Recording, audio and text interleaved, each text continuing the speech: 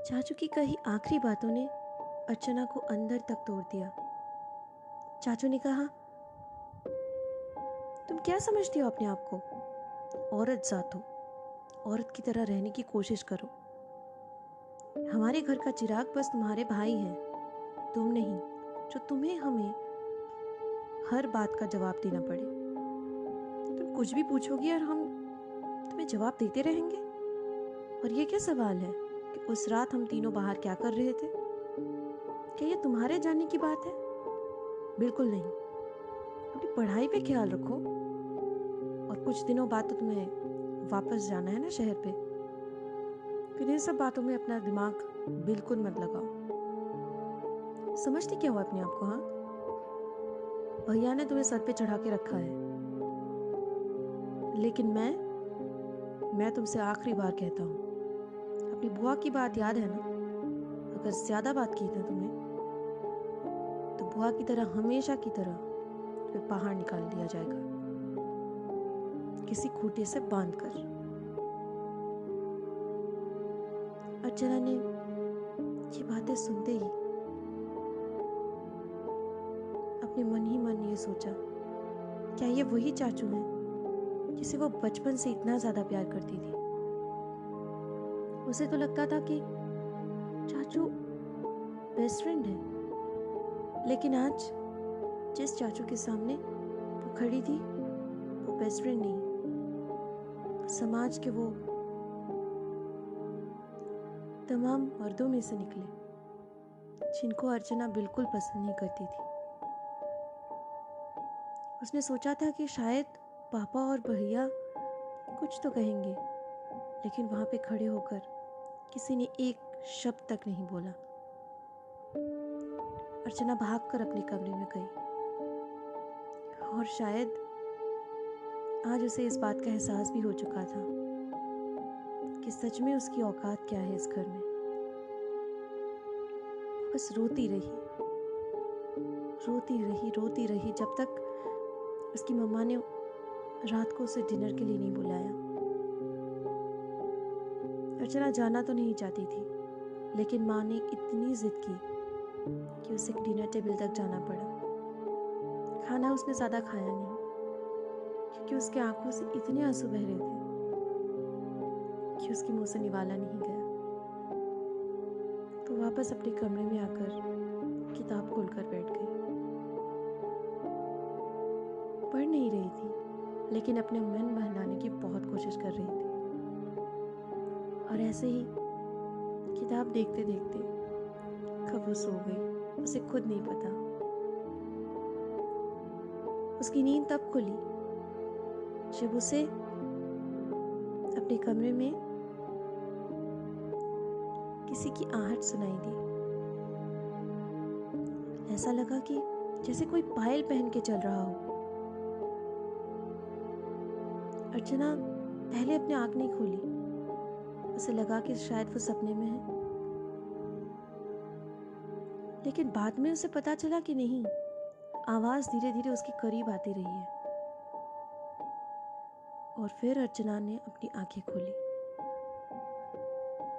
लेकिन चारों तरफ अंधेरा था। जहां तक उसे याद था, उसने कमरे का लाइट ऑन करके ही रखा था। फिर ये अंधेरा शायद मम्मी ने ऑफ कर दी होगी रात में आकर। मैं जला देती हूँ, ये सोचकर अर्चना ने अपना हाथ बढ़ाया, लेकिन जैसे ही उसने लाइट के लिए अपना हाथ बढ़ाया, उसे किसी की आवाज सुनाई दी, रुक जाओ अर्चू, लाइट मत जला प्लीज। तो लाइट जलाएगी तो मुझे यहाँ से चले जाना होगा, मैं नहीं रह सकती यहाँ। लेकिन आज मुझे तुझे कुछ बहुत बड़ी बात बतानी है। अर्चू मेरे साथ बाहर चल, अभी के अभी। ये आवाज तो कुछ जानी पहचानी सी है, लेकिन है कौन? अर्चना ने बोला, कौन हो तुम? मेरे कमरे तक कैसे पहुंची? ये सब बातें तो बाद में पूछ सकती है, फिलहाल तो मेरे साथ बाहर चल प्लीज। अर्चना को पता नहीं क्या हुआ। उसे नहीं पता था कि इस लड़की को वो जानती है कि नहीं, लेकिन वो उसकी बातों में आ गई और खुद अपने आप दरवाज़ा खोलकर बाहर की तरफ जाने लगी। उसे कुछ दिखाई तो नहीं दे रहा था, लेकिन उस पायल की आवाज़ से उसे सब कुछ समझ में आ रहा था। देखते ही देखते वो आवाज़ जाकर बगीचे में उसी जगह आकर रुकी जहाँ पे उसने हर बार पौधा लगाने की कोशिश की थी। अर्चना जब वहां तक पहुंची तब उसे अजीब सी फीलिंग हुई। मैं यहाँ क्यों आई हूँ? उस आवाज ने फिर कहा, मुझे कुछ तुझे दिखाना है। यहाँ इस मिट्टी के पास हाथ रखो, तुम्हें कुछ मिलेगा। तुम्हारे सवालों का जवाब जो पिछले कई दिनों से तुम जानने की कोशिश कर रही हो। अभी क्या अभी देखो। अर्चना ने बिना कुछ पूछे बस वहां पे मिट्टी पे अपना हाथ रखा, कुछ ढूंढने की कोशिश की और फौरन उसे कुछ मिला भी। एक पायल जिसे वो बहुत अच्छी तरह पहचानती है। उसने उठाकर फौरन कहा, लेकिन ये तो बिल्कुल ठीक, तो तुमने आखिर मुझे पहचान ही लिया। लेकिन स्निग्धा, तू तो पढ़ाई के लिए बाहर गई है ना? नहीं, मैं पढ़ाई के लिए कभी बाहर गई नहीं थी। क्या मतलब? तुझे तो हमेशा से पता है ना कि मेरे पापा यहाँ के माली थे और मैं उनकी बेटी। उनके साथ हाथ बटाने में मुझे बहुत अच्छा लगता था। कई बार तुम्हारे चाचू, पापा और भैया पढ़ाई के लिए मदद कर चुके थे। मैं भी बहुत खुश थी इस बात से। मुझे लगता था कि वो मुझे अपनी बेटी की तरह मानते हैं। उस रात बहुत बारिश हो रही थी। तुम लोग यहाँ आए भी नहीं थे, लेकिन सब कुछ ठीक है कि नहीं ये जानने के लिए तुम्हारे पापा, चाचू और भैया यहाँ पे थे। बारिश होने की वजह से मेरे पापा और मैं यहाँ रुक गए और शायद वही हमारी जिंदगी की सबसे काली रात थी। रात को उन तीनों दरिंदों ने मुझे हमेशा के लिए खत्म कर दिया। मैं किसी को कुछ कहूं, इस बात का डर था उन तीनों को। किन तीनों की बात कर रही है तू? तुम्हारे घर के 3 मर्द, तुम्हारे पापा, तुम्हारे चाचू और तुम्हारे भैया। क्या? यहीं पर दफनाया था उन्होंने मुझे। और उस दिन जो तुम देख रही थी, उस बोरिये में मुझे ही लेकर गए वो लोग जलाने के लिए। लेकिन ये सबूत यहाँ पे छोड़ गए।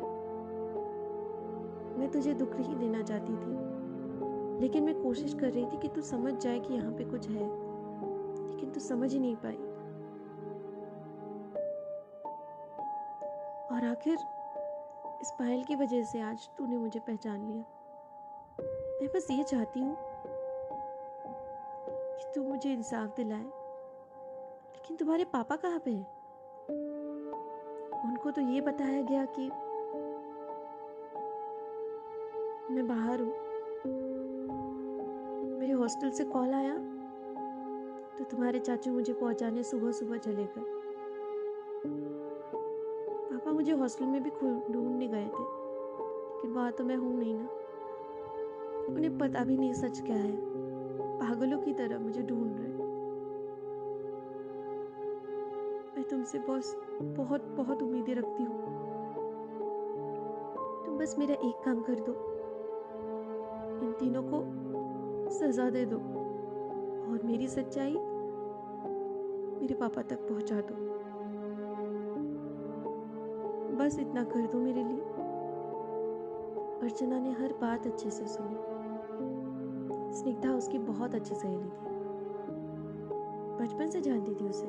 जब भी यहाँ आती थी तब स्निग्धा के साथ मिलकर ही जाती थी।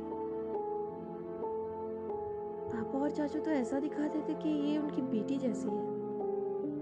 और भैया भैया ऐसा करेंगे, चाचू भी, पापा भी। लेकिन सब कुछ जानने के बाद अर्चना के पास अब कोई और मौका ही नहीं रहा। वो हमेशा से चाहती थी कि सच्चाई की जीत हो। और आज चाचू का जो रूप उसने अंदर देखा था, उसके बाद उसे लगा कि शायद सजा मिलनी चाहिए। उसने फौरन पुलिस को बुलाया और पुलिस ने आकर उस जगह पे थोड़ी खुदाई की तो कुछ कपड़ों की टुकड़े और अर्चना की उस पायल की वजह से इसके घर के 3 सदस्यों को पकड़ा गया। तीनों को जेल हुई, सजा भी होगी शायद, लेकिन स्निग्धा को शायद मुक्ति मिल गई। उसके पापा अब उसके घर में ही है, माली बनकर। अर्चना आज बहुत खुश है क्योंकि मालिका का उसने मिलकर उसी जगह पर गुलाब का पौधा फिर से लगाया है। और इस बार ये गुलाब मुरझाएगा नहीं। अर्चना को ये यकीन है।